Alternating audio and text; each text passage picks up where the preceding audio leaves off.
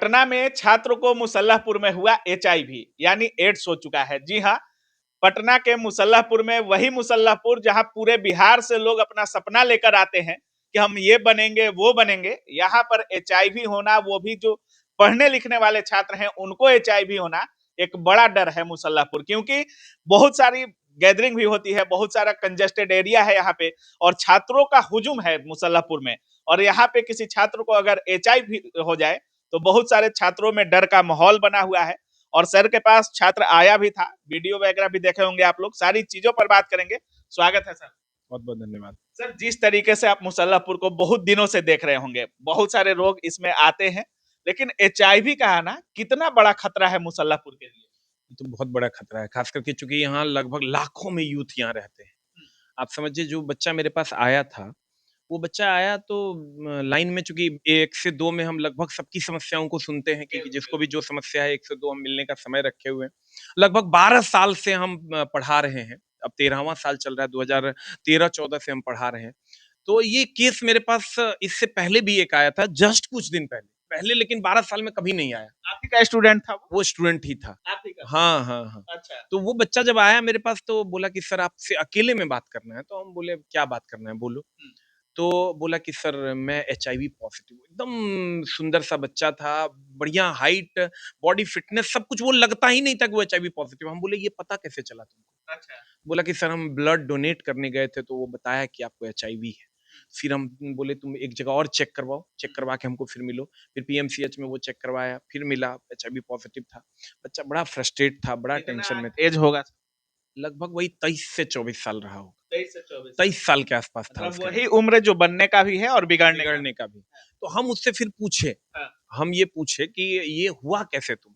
ये कहीं न कहीं तुम किसी न किसी या तो सेक्स वर्कर के कॉन्टैक्ट में आया होगा, तभी ये हुआ होगा। चूँकि मैं साइंस का टीचर हूँ तो मुझे चीज़ों की जानकारी है कि ये होगा कैसे। तो जो इसका सबसे पहला जो हो सकता है, उसमें कहीं न कहीं सेक्स वर्कर के साथ कॉन्टैक्ट में आना हो सकता है। तो वो बच्चा बोला कि नहीं सर, मेरी एक गर्लफ्रेंड थी, उसके साथ मैं कांटेक्ट में आया और उसके बाद फिर ये मुझे हो गया। तो मैं बोला तुम तो झूठ बोल रहे हो, ऐसा हो नहीं सकता, ऐसा हो ही नहीं सकता।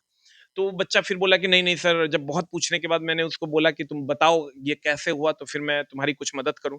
तो फिर वो बोला कि सर इंस्टाग्राम पे यहीं पर बाजार समिति की एक लड़की थी, उसके कांटेक्ट में मैं आया, उसके बाद ऐसा हुआ। तो ये भी हमको लगा कि गलत है, क्योंकि देखिए ये जब तक मल्टीपल कॉन्टैक्ट्स नहीं होंगे तब तक ऐसा नहीं होगा। मल्टीपल मतलब कितना सर? मतलब 5, 6, 7, 8, और खास करके उस आदमी, उस औरत या उस फीमेल या मेल के कांटेक्ट में आने से होगा जिसको पहले से एचआईवी है। ऐसा नहीं है कि आप 2-3 लोगों के कांटेक्ट में आते हैं तब ये रोग फैलता है। फिर उसको जब मैंने पूछा, बहुत पूछने की कोशिश की, तब वो बताता है कि नहीं सर मैं पटना जंक्शन पे गया था और वहां सेक्स वर्कर के कांटेक्ट में आया। तो पहले तो मैं सरकार से ये नम्र निवेदन करूंगा कि ये जो पटना जंक्शन पे ये जो देह व्यापार चल रहा है, पहले तो आप उसको बंद कीजिए। नहीं तो धंधा चल रहा है। ये जो धंधा चल रहा है, पहले तो उसको आप तुरंत इमीडिएट उस पर एक्शन होना चाहिए सरकार के द्वारा। और सारे देह व्यापार करने वाले जो भी लोग हैं वहां, उन सबको जल्द से जल्द हिरासत में लिया जाना चाहिए और इसको बंद करना चाहिए। दूसरा, सपना लेकर आते हैं छात्र और वहां जाते हैं, 200-300 का मतलब बजट तो कम लगता है इनको, लेकिन नुकसान कितना बड़ा होता है, आज पूरा जीवन उनका तबाह हो गया होगा। देखिए ये जागरूकता फैलाने की जरूरत है। बिल्कुल बिल्कुल। मैं, बहुत सारे लोग ये कह रहे होंगे कि सर ऐसा आप क्यों बोल रहे हैं, ये तो बोलने में सबको शर्म लगता है। लेकिन मैं चूंकि साइंस का टीचर हूं तो मुझे पता है कि इसमें जागरूकता ही एकमात्र उपाय है। एकमात्र उपाय है जागरूकता। तो अभी आप देखिएगा कि रेलवे में भी आप अगर कोई बच्चा रेलवे का एग्जाम दे के आया होगा तो उसमें कॉपर टी, कॉन्डोम्स, उसके बाद गर्भ निरोधक गोलियां, अन्य चीजों के बारे में खूब हर सीटिंग में 1-2 क्वेश्चन है। तो इसमें जागरूकता फैलाने की जरूरत थी, इसीलिए मैंने ये वीडियो बनाया था। और मेरा मानना है कि सबसे पहले तो सरकार को, बिहार सरकार को इस पर एक्शन लेना चाहिए, या अन्य कोई भी राज्य की सरकारें हैं तो उसको इस पर कड़ी निगरानी रखनी चाहिए। और जो बच्चे हैं उनसे मैं एकदम रिक्वेस्ट करूंगा कि आप कृपया थोड़ा सा इन सब चीजों पे, कहते हैं लिखा हुआ होता है हर जगह देखिएगा, संयम और समझदारी रहे दूर एड्स बीमारी। तो आपको संयम और समझदारी दोनों रखना होगा, तभी आप इस बीमारी से दूर रह सकते हैं।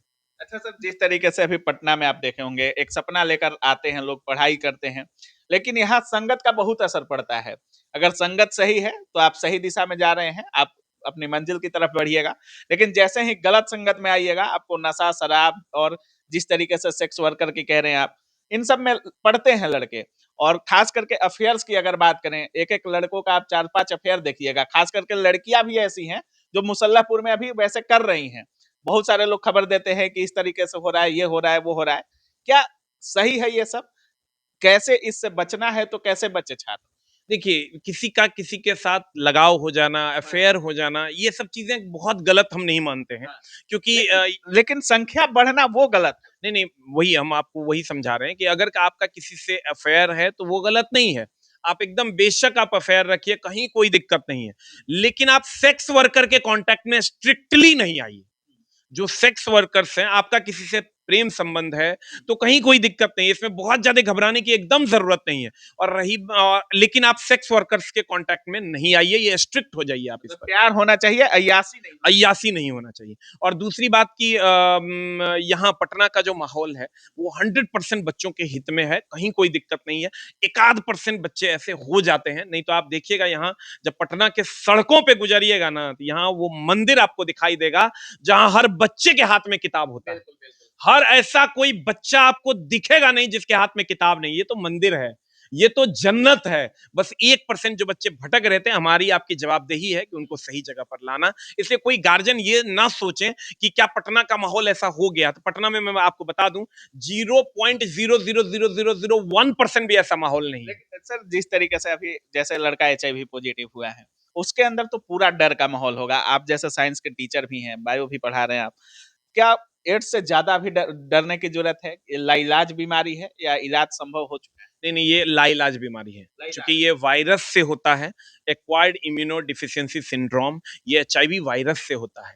तो ये वायरल डिजीज है, इसका कोई इलाज नहीं है, ना ही कोई टीका है अभी इसका। कुछ कुछ जगहों पर खोज चल रहा है, बातें चल रही है, लेकिन इसमें सबसे बड़ा क्या होता है कि रोग प्रतिरोधक क्षमता आपकी कम हो जाती है।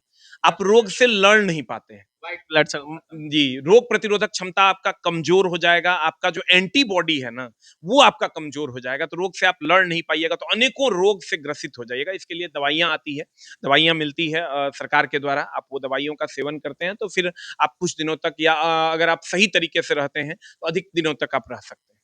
बहुत बहुत धन्यवाद सर बात करने के लिए। बहुत बहुत धन्यवाद। बाकी आप देख रहे थे जिस तरीके से मुसल्लापुर में अभी एक लड़का HIV पॉजिटिव हो चुका है, यानी उसको एड्स हो चुका है।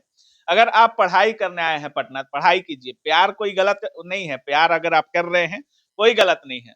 लेकिन अगर आपके 5-7 अफेयर हो रहे हैं, आज किसी और के साथ, कल किसी और के साथ, तो पढ़ाई कम, अय्यासी ज्यादा कीजिएगा तो अपने जीवन से भी हाथ धो सकते हैं। तो पढ़ाई करना है, पढ़ाई कीजिए। बाकी इस पूरे वीडियो को देखकर आप क्या कुछ सोच रहे हैं, अपनी राय कमेंट सेक्शन में जरूर रखिएगा। आप देख रहे थे काबिल न्यूज। जय हिंद।